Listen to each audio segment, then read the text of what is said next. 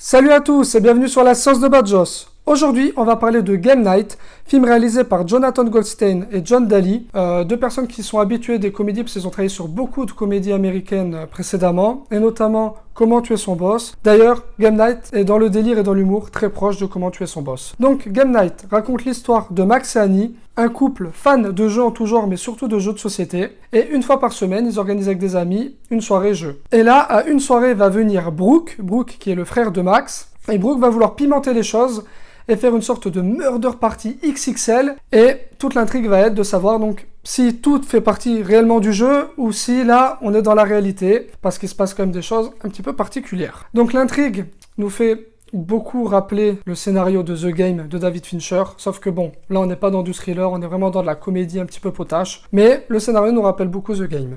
Donc, le film est une bonne comédie, c'est-à-dire que le film est divertissant. Par contre, il est vraiment à prendre au 3e degré, comme beaucoup de comédies américaines d'ailleurs. Donc déjà, un des points forts du film, c'est qu'il réussit son pari, c'est-à-dire être divertissant, parce qu'une comédie doit être divertissante.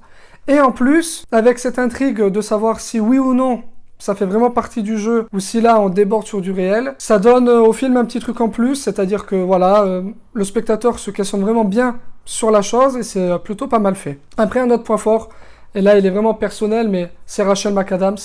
J'adore cette actrice, j'adore cette femme, j'aime beaucoup les films où elle est dedans parce que je trouve qu'elle joue vraiment bien, elle a une subtilité, elle a un charisme et elle est juste magnifique. J'adore cette fille et pour moi, c'est la fille dans Hollywood qui a le plus de charme. Elle a un sourire, un regard, enfin elle est pétillante et d'ailleurs son personnage est ultra pétillant et un petit peu à son image, j'ai envie de dire, donc voilà. Top Rachel McAdams et en top, j'ajouterai Jesse Plemons qui est juste génial dans son rôle, ultra efficace.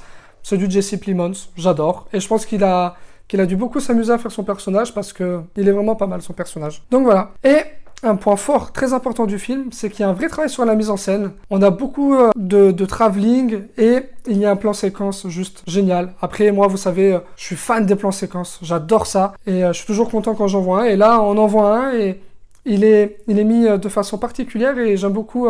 Voilà, l'utilisation du plan séquence n'est pas gratuite et j'aime beaucoup. Voilà, très bon plan séquence et voilà, une mise en scène intéressante. Dans les points négatifs, c'est que, voilà, il y a certaines blagues qui marchent beaucoup, qui m'ont beaucoup fait rire, mais il y en a certaines qui tombent pour moi totalement à l'eau et je trouve que c'est un petit peu dommage. Alors après, forcément, dans une comédie, tout ne peut pas être drôle et puis ce qui m'a pas fait rire peut vous faire rire et inversement. Donc je peux, voilà, c'est vraiment à titre personnel.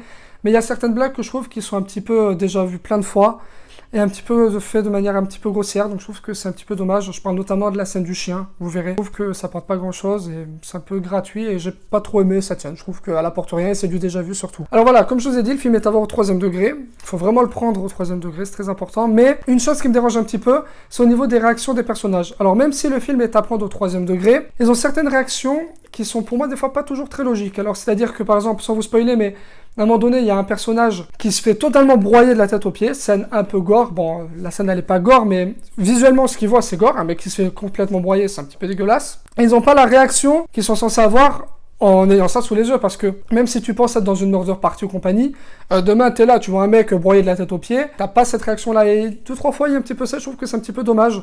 Alors après, c'est avec le fait de prendre le film au 3e degré peut-être, mais quand même 2-3 fois ça m'a un petit peu dérangé. Donc voilà, c'est tout ce que j'ai à dire sur ce film, il n'y a pas grand chose à dire, à part que voilà, c'est pas le film de l'année, mais c'est divertissant, il y a de la mise en scène, et si vous aimez l'humour un petit peu comme ça, là, Comment tuer son boss, je pense que vous trouverez de quoi manger dans ce film. Si par contre vous détestez ce genre de film, je pense que ça sert à rien que vous y allez, parce que clairement... ça vous ne plaira. Je pense pas que ça vous plaira et je pense pas que c'est ce film-là qui va vous réconcilier avec ce genre-là. Donc moi je mets la note de 3 sur 5, voilà, pour les raisons que j'évoquais. Merci à tous d'avoir regardé cette vidéo. Comme d'habitude, n'hésitez pas à partager, liker, vous abonner et commenter. Et moi sur ce, je vous dis hasta la vista baby.